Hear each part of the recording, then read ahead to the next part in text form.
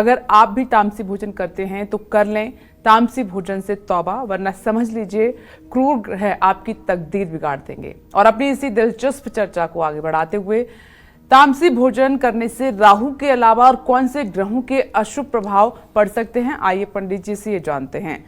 पंडित जी बताएं। देखो बिजनेस, एक बात बताऊं, कभी कभी हम कहते हैं जैसा खाओ अन्न वैसा बनेगा मन, कहते हैं ना। हाँ, कई बार आपने बताया हाँ, है और ये सच भी है। सच तो है, लेकिन अन्न का यहाँ तात्पर्य केवल चावल दाल गेहूं से नहीं है। अन्न का यहाँ शाब्दिक अर्थ जो है अगर लिया जाए तो उस हर पदार्थ से है जिससे मनुष्य अपना पेट भरता है। वो चाहे मांस हो, वो चाहे फल हो, वो चाहे भोजन हो, वो चाहे कोई मतलब कि अमेध्य अभक्ष वस्तु हो, सब अन्न की ही श्रेणी में आते हैं। रामचरितमानस में गोस्वामी तुलसीदास जी ने रामचरितमानस में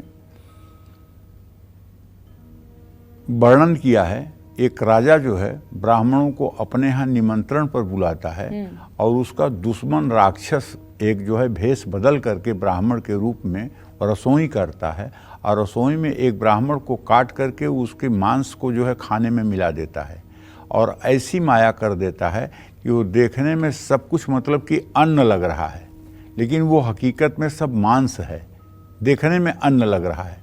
तो एक आकाशवाणी हुई, विप्रवृंद उठी उठी गृह जाहूँ, है बड़ी हानि अन्न जनि खाहूँ, भई रसोई भूसुर मांसु, सब द्विज उठे मानि विश्वासु। मतलब हे ब्राह्मणों, उठ उठकर अपने घर चले जाओ, इस भोजन को मन मत करो। विप्रवृंद उठी उठी गृह जाहूँ, है बड़ी हानि अन्न जनि खाऊं, बहुत बड़ी हानि है, इस अन्न को खाना नहीं। भई रसोई भूसुर मांसु, ब्राह्मण की मांस से विविध मृगन कर आमिष राधा, तामह विप्र मांस खल साधा। तमाम प्रकार के सुअर और मतलब कि हिरन के मांस को बना करके और उसमें ब्राह्मण की मांस को भी मिलाया गया है बड़ी हानि अन्न जनि खाऊं, भई रसोई भूसुर मांसु, सब दुज उठे मानि विश्वासु। और उस समय राजा को ब्राह्मणों ने श्राप दिया कि जा तू राक्षस बन जा, ठीक है। वो अगले जन्म में रावण बन गए, ठीक है। तो कहने का तात्पर्य यह है कि अगर हम अन्न कह रहे हैं, जैसा खाइए अन्न वैसा बनेगा मन, तो इसका मतलब कि हम केवल चावल दाल रोटी से सीमित नहीं हैं। अन्न मतलब उन सभी प्रकार का वाचक है जिससे आप अपनी क्षुधा निवृत्ति करते हैं, चाहे वो मांसाहार ही क्यों न हो, वो भी अन्न की श्रेणी में आता है, ठीक है। तो राहु के अलावा तामसिक भोजन करने से क्या और भी ग्रहों का अशुभ प्रभाव मिलता है, ये भी आप जानते होंगे। तामसिक भोजन करने के से राहु के साथ साथ शनि और केतु भी व्यक्ति पर अशुभ प्रभाव डालते हैं और संघर्षों को बढ़ा देते हैं। राहु की दशा में राहु खटाई और मिठाई, इन तीनों चीज़ों से बचे रहने का आपको सलाह है।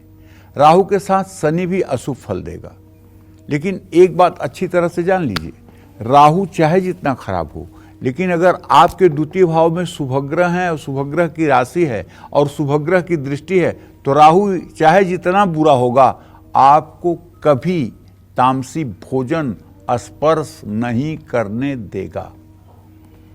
ऐसा नहीं है कि राहु इतना बलवान है कि ये दशा में आएगा तो सबको तामसी बना देगा। अरे इसकी क्या औकात है, छाया ग्रह है। अगर शुभग्रह आपके द्वितीय भाव में बैठे हुए हैं, द्वितीय भाव पर शुभग्रहों की दृष्टि है, तो मजाल किसकी है जो आपको सात्विकता से हिला दे। तो इसलिए डरने की भी बात नहीं है। हाँ, कुंडली में 9वें भाव और 10वें भाव का शनि कितना ही शुभ क्यों ना हो, ऐसे लोग अगर तामसिक भोजन करेंगे तो उनको बहुत नुकसान होता है। वैसे भी अगर पाराशर होरा की बात करूं तो ज्योतिष में साफ लिखा हुआ है, 9 में सह सर्वदा सौम्य न क्रूर फलदायक। 9 का स्वामी चंद्रमा, बृहस्पति, बुध और शुक्र होंगे तभी वो अच्छा परिणाम करेंगे। अगर उसका स्वामी शनि होगा, मंगल होगा, तो उसका अच्छा परिणाम उसकी महादशा में तो कम से कम नहीं मिलना है। ये मेरा आजमाया हुआ है, तब मैं आपसे कह रहा हूँ। इसी तरह से जिन लोगों पर केतु की दशा चल रही है, उनको उड़द की दाल और बीज वाले फल या बेल पर लगने वाले फल नहीं खाने चाहिए। ये सब तामसी चीज़ों को जन्म देने वाले हैं। जय माँ विंध्यवासिनी।